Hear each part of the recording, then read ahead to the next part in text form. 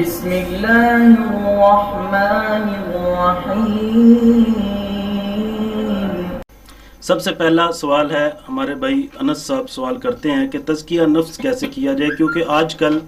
تقریباً lock down کی وجہ سے تمام لوگ اپنے اپنے گھروں میں ایک قید کی کیفیت ہی بن چکی ہے، اور لوگ کہتے ہیں کہ اس فارغ وقت میں ہم انتہائی زیادہ بور بھی ہو رہے ہیں اور ہمارا یہ وقت بہت مشکل ہو چکا ہے۔ تو ایسے وقت کو غنیمت جانتے ہوئے ہم تزکیہ نفس کرنا چاہتے ہیں، تو کیسے تزکیہ نفس کیا جائے؟ یقیناً انتہائی اہم سوال ہے، لیکن اس سوال سے پہلے ایک بات ذہن میں بٹھا لیں، اس سے اس سوال کے جواب کو سمجھنے میں آسانی ہوگی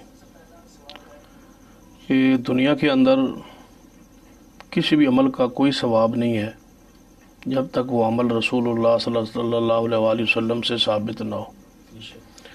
کسی بھی عمل کی قبولیت کے لیے جو ہے وہ بنیادی شرط یہ ہے کہ وہ عمل اللہ کی رضا کے لیے ہو اور نبی اکرم صلی اللہ علیہ وسلم کے طریقہ کے مطابق ہو۔ تو اس حوالے سے تزکیہ نفس کا بھی وہی طریقہ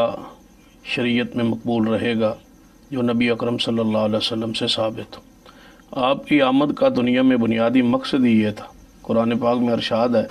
لَقَدْ مَنَّ اللَّهُ عَلَى الْمُؤْمِنِينَ إِذْ بَعَثَ فِيهِمْ رَسُولًا مِّنْ أَنفُسِهِمْ يَتْلُو عَلَيْهِمْ آيَاتِهِ وَيُزَكِّيهِمْ وَيُعَلِّمُهُمُ الْكِتَابَ وَالْحِكْمَةَ وَإِنْ كَانُوا مِنْ قَبْلُ لَفِي ضَلَالٍ مُبِينٍ کہ نبی رحمت صلی اللہ علیہ وسلم کو بھیج کر ہم نے اہل ایمان پر احسان کیا۔ اللہ تبارک و تعالیٰ سے احسان کا ذکر فرماتے ہیں، اور اس لیے رسول رحمت صلی اللہ علیہ وسلم کو بھیجا جا کے وہ دنیا میں جا کے ہماری آیات ان پر تلاوت کریں اور ان کا تزکیہ کریں اور انہیں کتاب و حکمت کی تعلیم دیں۔ تو گویا اسی آیت مبارکہ میں نبی رحمت صلی اللہ علیہ وسلم کی آمد کا مقصد موجود ہے، اور ایک بنیادی مقاصد میں سے ایک مقصد یہی ہے کہ تزکیہ نفس۔ تو تزکیہ نفس کیسے ہوگا؟ یتلو علیہم آیاتہ، آخر میں ہے ویعلمہم الکتاب والحکمہ، درمیان میں ہے ویزکیہم، قرآن پاک کی آیات کو تلاوت کر کے اور کتاب و سنت کے ذریعے ہی تزکیہ ہو سکتا ہے۔ ہر وہ عمل جو نبی رحمت صلی اللہ علیہ وسلم نے کیے، اگر آپ وہ کریں گے تو انشاءاللہ اس کو سے آپ کو تزکیہ نفس حاصل ہوگا۔ اگر آپ سنت کے مطابق نماز پڑھیں، قرآن پاک کی کثرت کے ساتھ تلاوت کریں، آخرت کو یاد کریں، موت کو یاد کریں، گناہوں پہ جو ہے یاد کر کر کے ندامت اختیار کر کے اللہ سے استغفار کریں، اور وہ اذکار کریں جو نبی رحمت صلی اللہ علیہ وسلم سے ثابت ہے، مسنون اذکار۔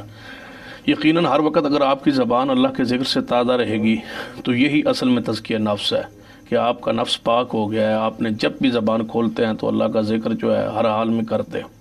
کثرت کے ساتھ ذکر کریں۔ اب کثرت کے ساتھ ذکر سے مراد کیا ہے؟ تو اس پر محدثین کرام نے لکھا ہے کہ جب قرآن پاک میں وہ تذکرہ آتا ہے وَالذَّاكِرِينَ اللَّهَ كَثِيرًا وَالذَّاكِرَاتِ کہ کثرت کے ساتھ اللہ کا ذکر کرنے والے مرد اور ذکر کرنے والی عورتیں، تو کثرت سے ذکر سے مراد کیا ہے؟ تو اس کا معنی مفہوم یہی ہے کہ وہ تمام اذکار جو نبی رحمت صلی اللہ علیہ وسلم مختلف مواقع پہ سکھائے ہیں، پڑھے ہیں، اگر ان کو پڑھا جائے تو انشاءاللہ یہ بندہ کثرت والے مثلا بیت الخلاء جانے کی دعا، اسی طرح مسجد میں داخل ہونے کی، نکلنے کی دعا، گھر سے نکلتے وقت کے جو اذکار ہیں وہ تمام سارے دن میں انسان اگر کرے گا تو وہ کوئی موقع بھی ایسا نہیں ہے جہاں نبی صلی اللہ علیہ وسلم کوئی دعا نہیں سکھائی۔ مثلا آپ نئے کپڑے پہنتے ہیں تو اس موقع پر دعا ہے، آپ گھر میں داخل ہوتے ہیں، گھر سے باہر نکلتے ہیں، کسی برتن کو ہاتھ لگاتے ہیں، کوئی چیز جناب ڈھانپتے ہیں تو اللہ کا ذکر، اللہ کا نام لیتے ہیں۔ اسی طرح مسجد میں داخل ہوتے ہیں، مسجد سے باہر آتے ہیں تو دعائیں پڑھتے ہیں۔ تو کھانا شروع کرنے سے پہلے، کھانا کھانے کے بعد، بات میں جانے سے پہلے، بات سے نکلنے کے بعد، جتنی بھی دعائیں رسول اللہ صلی اللہ علیہ وسلم سے سکھلائی ہیں، حتیٰ کہ جب بندہ اپنی بیوی کے پاس خلوت میں جاتا ہے تو اس وقت بھی نبی صلی اللہ علیہ وسلم نے دعا سکھلائی ہے۔ یعنی کوئی موقع ایسا ہے ہی نہیں جہاں دعا رسول اللہ صلی اللہ علیہ وسلم سے ثابت نہیں ہے۔ اگر وہ دعائیں پڑھے تو اسی طریقے سے جو ہے وہ تزکیہ نفس حاصل ہوگا، ان کا شمار ہو جائے گا اور اس سے نفس کا تزکیہ بھی ہوگا۔ جو عوام الناس میں بات اس حوالے سے مشہور ہے کہ آپ کسی قبرستان میں چلے جائیں، وہاں کوئی مخصوص اذکار کریں، کسی جناب جنگل میں نکل جائیں، وہاں مخصوص کوئی اذکار کریں یا پڑھیں، اس سے تزکیہ نفس حاصل ہوگا، رہبانیت اختیار کر لیں، دنیا سے الگ تھلگ ہو جائے، تو ایسی کوئی صورت بھی اسلام سے، دین سے، شریعت سے ثابت نہیں ہے۔ ہر وہ طریقہ جو نبی اکرم صلی اللہ علیہ وسلم سے ثابت ہے، بلکہ رہبانیت تو اسلام میں ہے ہی نہیں، دنیا سے الگ تھلگ ہو کے رہنا، یہ تو عبادت، یہ تزکیہ نفس کا طریقہ ہمارے ہاں نہیں ہے، پہلے مذہب میں تھا، یہود و نصارہ میں تھا، اسلام میں ایسی کوئی چیز نہیں ہے۔ تو لہذا اسلام ہے پیغمبر علیہ الصلوۃ والسلام کی اتباع، پیروی، آپ کے نقش قدم پر چلنے کا نام، اور یہی ہے تزکیہ نفس۔